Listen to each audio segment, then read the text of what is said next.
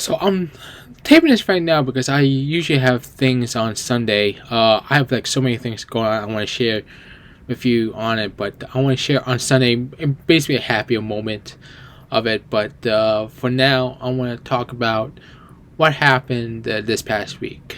So most of you have heard about the Derek Chauvin trial that he was found guilty of all three accounts, and he's going to prison, and the sentencing will be in 2 weeks, actually not 8 weeks exactly. Yeah, let's just clear this up immediately. This is not justice of any sort of sense. Justice would be the person is alive still, if George Floyd was alive, but instead we have to do the next best thing, which is accountability, which the jury did with Derek Chauvin in this case. In the meantime, although people had a sigh of relief, at around the same time, there was a police shooting, an innocent bystander. Of course, the person had a knife. We don't know the exact story on that one, but the person, in this case, the protocol would have been just de-escalate the situation. Instead, the person shot Ma'khia Bryant, and shot 4 times, and she was killed essentially. And with the other people seeing it, essentially the system is broken. Like if you had to shoot a person, an innocent bystander, knife or not, as like the person was trying to stab anyone, the person shot them 4 times. One time, maybe they make the argument, but you shoot them 4 times for what? I do not understand that. And then I read over this week about this guy named Derek Grossman. Derek Grossman is a trainer of some sort, and he's been going around the country, going to police conferences and telling these people to kill. Kill is the best way to do it. And now the story's going to be out because there's going to be an investigation in the Minneapolis Police Department from the Department of Justice, and then it's been released now that Derek Grossman has been doing this stuff around the police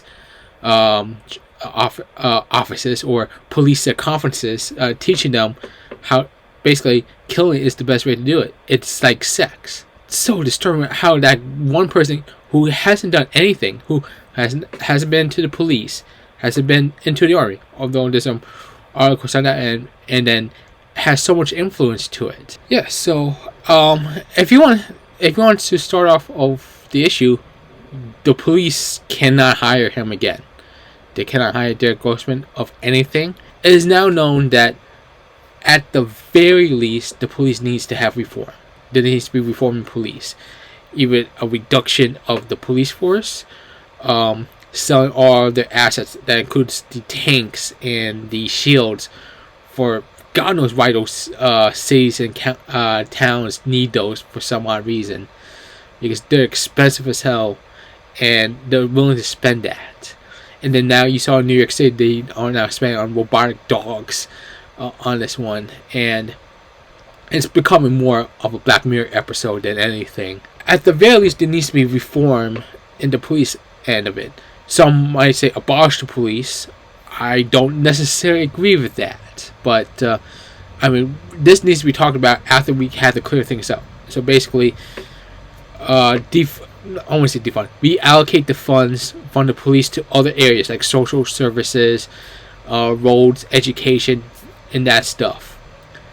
And then we had to eliminate the people who are influencing these police officers of it. So that means take away Derek Grossman. He shouldn't be in any training.